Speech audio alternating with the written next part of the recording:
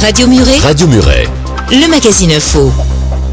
Bonjour Marion Bellegarde. Bonjour. Vous êtes chargée du développement touristique à l'Office de tourisme de Rieux-Wolvestre. On va ensemble présenter le marché d'artisans d'art concernant les journées européennes des métiers d'art. Donc ce marché aura lieu le dimanche 3 avril. En quoi ça consiste cette manifestation ? Donc les journées européennes des métiers d'art, elles fonctionnent sur le même principe que les journées du patrimoine qui sont plus connues, qui ont lieu en septembre. Sauf que là, au lieu de découvrir du patrimoine bâti, le public peut découvrir le travail des artisans d'art. Donc ces manifestations, elles sont l'occasion de découvrir des savoir-faire qui sont de plus en plus rares et c'est l'occasion pour les artisans de présenter leurs créations et de montrer leur travail. Donc ces journées, elles existent depuis 10 ans maintenant et il y a des événements qui sont présentés partout en Europe. Et donc nous, c'est la deuxième fois à Rieux-Wolvestre qu'on organise ces journées-là en partenariat avec l'Institut national des métiers d'art et la Chambre régionale des métiers et de l'artisanat. Alors ouais, du coup, on peut donner des exemples pratiques de ce qu'on pourra voir comme artisan. Donc nous, on organise un marché et sur ce marché-là, il y aura 22 artisans présents qui vont représenter en tout 18 métiers. Donc on peut citer par exemple le maréchal Ferrand qui va venir avec ses chevaux. On aura plusieurs céramistes qui vont faire du modelage, une verrière qui va sûrement confectionner un vitrail. Autre exemple, on a une vannière qui va faire un panier, une relieuse qui va faire des livres et donc une vingtaine encore comme ça. D'accord. Et donc également d'autres animations ? Alors il y a des animations pour que le public puisse participer et s'initier à ces métiers.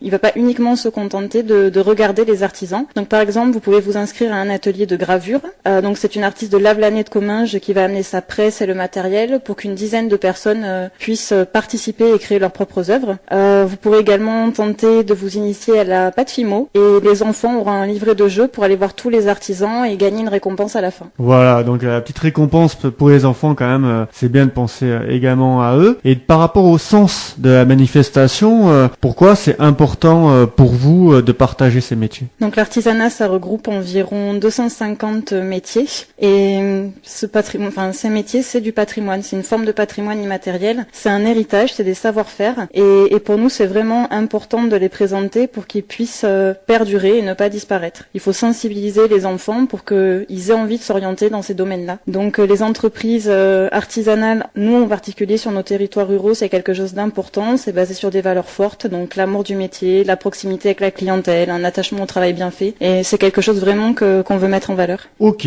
parfait.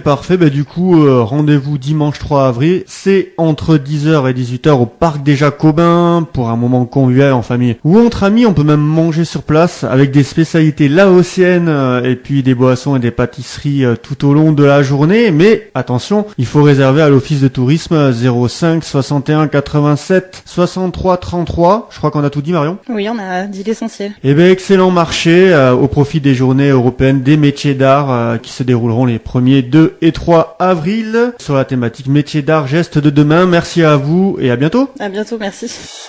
Chaque jour sur Radio Muret, retrouvez votre magazine info et vivez la proximité. Radio Muret, l'esprit local.